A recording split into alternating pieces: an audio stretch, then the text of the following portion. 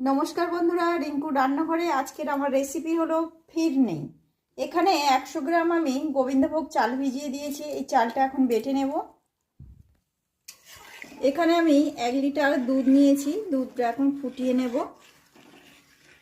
দুধের মধ্যে দিয়ে দিচ্ছি চিনি 150 গ্রাম। 100 গ্রাম গোবিন্দভোগ চালটা আমি বেটে নিয়েছি, দিয়ে দেব।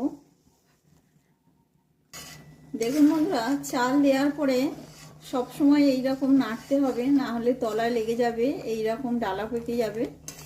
তো এই জন্য সব সময় নাড়তে থাকতে হবে। এই দুধটা একেবারেই শুকনো করে নেব।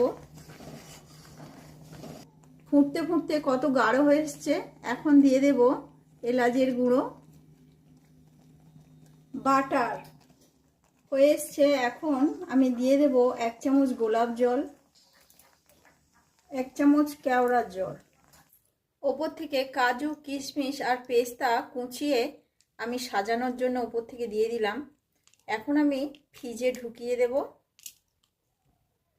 30 মিনিটের জন্য ফ্রিজে ঢুকিয়ে দিচ্ছি। দেখুন বন্ধুরা, ফিরনি আমার হয়ে গিয়েছে। তো এখন আমি কেটেও নিয়েছি। কত সুন্দর দেখতে লাগছে দেখুন। এভাবে আপনারাও বাড়িতে একবার করে খাবেন, খুব ভালো লাগে। আর কমেন্টে জানাতে ভুলবেন না কেমন হয়েছে।